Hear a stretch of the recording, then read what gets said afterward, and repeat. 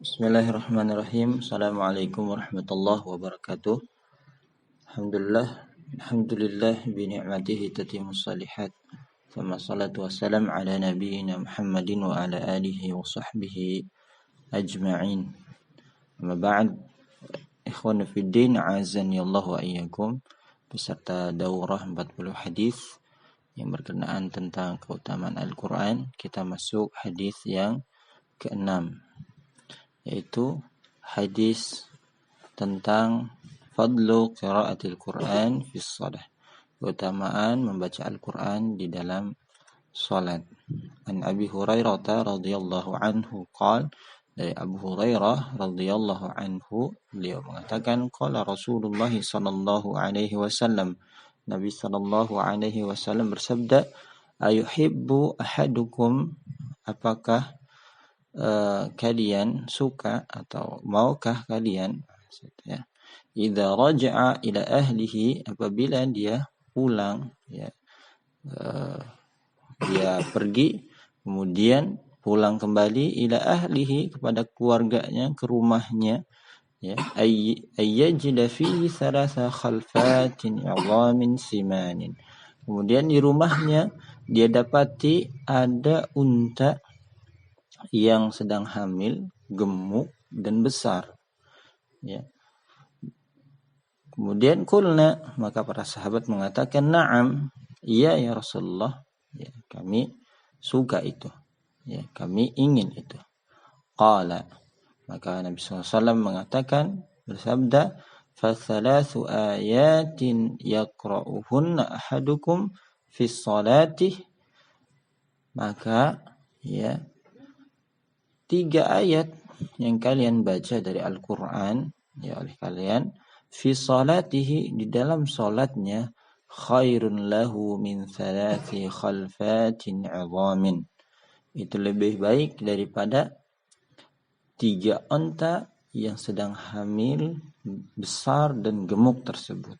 Masya Allah. Hadis ini diriwayatkan oleh Imam Muslim dalam sahihnya.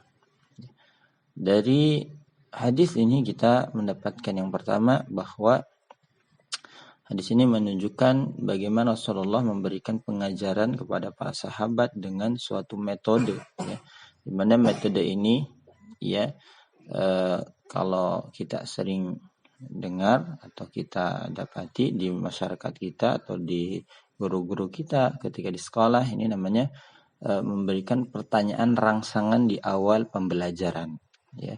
Jadi sebelum pembelajaran diberikan pertanyaan rangsangan yang supaya apa? Fungsinya supaya audiensnya, ya, pendengarnya itu fokus, ya, siap menerima materi, ya. Di sini Nabi SAW, ya, mengatakan, ayuhibbu ahadukum idza raja ila ahlihi ayyajida fi thalathati khalfatin idhamin simanin. Siapa yang mau, nah gitu ya.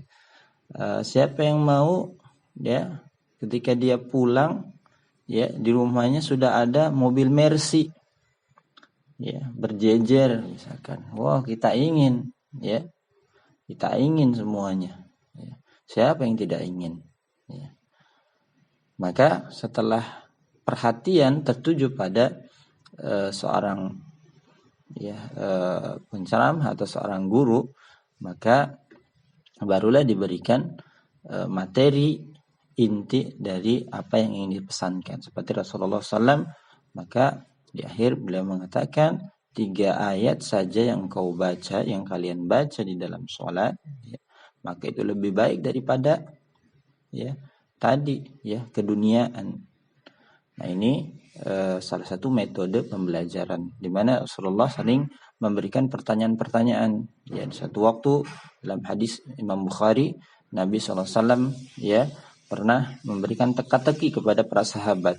Inna min syajaratan la yaskutu waraquha wa innaha mathalul muslim. Sungguh ada pohon di mana pohon ini daunnya tidak berguguran, dan ini adalah permisalan bagi seorang muslim. Maka para sahabat, ya, berpikir, berusaha keras, apa kira-kira pohon ini, ya. Maka ternyata, ya para sahabat tidak mendapati atau tidak bisa menjawab pertanyaan itu, ya. Kemudian ya Rasulullah yang mengatakan, ya qala hiya nakhlah, ya sungguhnya dia adalah pohon kurma, ya. Nah, di dalam hadis ini juga menunjukkan bahwa seorang guru pengajar harus pandai melihat kondisi murid-muridnya dan harus sering memberi motivasi untuk agar mereka lebih, ya, banyak beramal atau lebih beramal, menambah amal kebaikannya, ya. Kemudian di sini juga yang menunjukkan bahwa seorang guru itu harus, ya, punya sifat, ya, ingin kebaikan, ya, memotivasi murid-muridnya, ya. Sebenarnya Rasulullah SAW di sini, ya, bolehnya, kemudian dari hadis ini juga bolehnya membuat permisalan dengan perkara dunia kemudian dibandingkan dengan perkara akhirat, ya, seperti dalam Al-Qur'an, ya, banyak, ya, amsal nadribuha, kata Allah, linnasi la'allahum yatafakkarun, ya, supaya nanti apa, manusia itu berpikir, ya, oh ini ada dunia kemudian dibandingkan dengan akhirat, mana yang lebih baik, ya, seperti hadis ini dan hadis-hadis yang lain, ya. Nah, kemudian hadis ini menunjukkan keutamaan membaca Al-Qur'an di dalam sholat, ya. Nah, karena, ya, sebaik-baik bacaan Quran adalah ketika sholat, ya, di mana menggabungkan, ya, pahala membaca Al-Quran, ya, yang satu huruf diganjal dengan 10 kebaikan, kemudian di dalam sholat, ya, maka pahalanya berlipat. Sebagaimana hadis yang diriwayatkan pula oleh Aisyah, ya, radhiyallahu anha, ya, diriwayatkan oleh Imam Al-Baihaqi, ya, dalam sunannya. Maka Rasulullah SAW pernah mengatakan qiraatul Quran fi salat afdalu min qiraatil Quran fi ghairi salat. Membaca Al-Quran, ya, di dalam salat itu lebih utama dibanding membaca di luar salat. Qiraatul Quran fi ghairi salat afdalu min tasbih wa takbir wa tasbih, ya, ya. Dan membaca Al-Quran di luar sholat itu lebih baik daripada tasbih dan takbir. Artinya ini perwakilan zikir, ya. Maka ada ulama mengatakan sebaik-baik zikir adalah membaca Al-Quran, ini dari hadis ini. Wa tasbih afdalu min shadaqah, ya. Dan tasbih itu, ya, lebih baik daripada shadaqah, ya. Karena ada di hadis yang lain, ya, para sahabat yang fuqara, yang kurang secara ekonomi, datang kepada Nabi SAW kemudian mengadu, ya Rasulullah, ya, zahaba ahlu dusur bil ujur, ya Rasulullah, ini para sahabat yang kaya ini meninggalkan kami dengan pahala yang besar, kenapa mereka, ya, punya harta bisa disedekahkan, kita tidak? Maka Nabi SAW mengajarkan, ya, tasbih sadaqah, ya, subhanallah sadaqah, alhamdulillah sadaqah, bahwa berzikir itu, ya, pahalanya sama dengan sadaqah, ya, seperti itu. Masya Allah. Wa sadaqah afdalu min saum wa saumu min nar, ya. Dan sadaqah itu, ya, lebih baik daripada saum, ya. Dan saum itu adalah, ya, benteng dari api neraka bagi seorang muslim, ya. Taib. Kemudian dari hadis ini kita juga mendapat faedah bahwa semangat Rasulullah memberikan pengajaran kepada para sahabat dan umatnya. Semangat Nabi SAW menginginkan kebaikan, ya, kepada umatnya, ya. Maka Allah Subhanahu wa taala mengatakan, ya, dalam surat Al-Taubah ayat 128, laqad ja'akum rasulun min anfusikum azizun 'alaihi ma 'anittum harisun 'alaikum bil mu'minina raufur rahim. Sungguh telah datang rasul kepada kaummu sendiri, ya, berasa berat, ya, olehnya penderitaanmu, ya. Nabi SAW ketika melihat penderitaan, ya, kaum mukminin, penderitaan para sahabatnya, beliau bersedih, ya. Sampai nanti di hari kiamat, ya, beliau menyaksikan umatnya ada yang masuk neraka. Beliau mengatakan, ya Allah, ummati, ya Allah, itu umatku kok nyebur ke neraka, seperti itu, ya. Kemudian Nabi SAW sangat menginginkan kebaikan, ya, keselamatan bagi kita, ya. Maka beliau, ya, selalu berdoa, ya. Nah, dalam hadis yang lain Nabi SAW mengatakan bahwa setiap nabi itu punya doa yang mustajab, ya.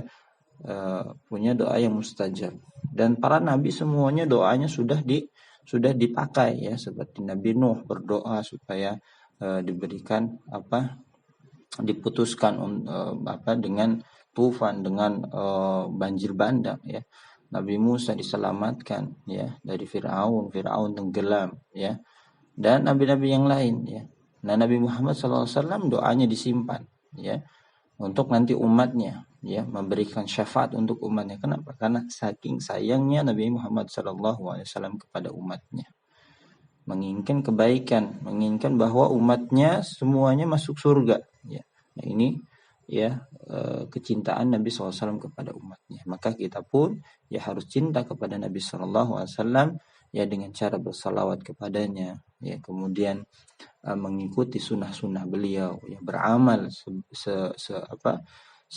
sekuat mungkin untuk ya kita bersanding dengan Nabi SAW. Dan inilah yang diutarakan oleh seorang sahabat, ya Rasulullah ya, aku ya ketika ditanya Rasulullah, apa yang kamu inginkan? Maka sahabat ini menginginkan, ya Allah, aku ingin ya marafataka fil jannah, aku ingin bersamamu ya, tetanggaan ya, bersanding di surga kelak dengan engkau ya Rasulullah. Maka Rasulullah, bantu aku ya dengan amal ibadahmu. Masya Allah.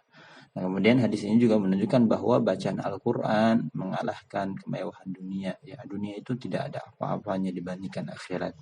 Ya, bahkan ulama mengatakan kalaulah ya dunia ini lebih berharga daripada sayap seekor nyamuk, ya Allah tidak akan berikan kepada orang kafir. Ya, buktinya kita Allah berikan dunia itu kepada orang kafir, yang banyak orang kaya itu orang kafir ya. Kenapa? Karena saking tidak berharganya. Ya, maksudnya di sini adalah dibandingkan dengan akhirat. Ya, dibandingkan dengan akhirat, dunia itu tidak ada apa-apanya. Ya, jadi jangan terlalu berambisi besar yang mendapatkan dunia. Ya, insya Allah kalau kita fokus kepada akhirat, dunia Allah akan datangkan sendiri. Ya, siapa yang mengejar dunia, ya kata Allah, ya maka akan diberikan ya kefakiran di pelupuk matanya. Semakin orang mengejar dunia, semakin dia susah ya. Tapi orang yang mengejar akhirat, maka Allah jadikan dunia itu mengejarnya. Masya Allah. Barakallahu fikum. Ya, mungkin ini saja dari hadis ini. Wassallallahu ala nabiyyina Muhammadin wa ala alihi wa sahbihi ajma'in. Subhanakallahumma wa bihamdika asyhadu an la ilaha illa anta astaghfiruka wa atubu ilaik. Assalamualaikum warahmatullahi wabarakatuh.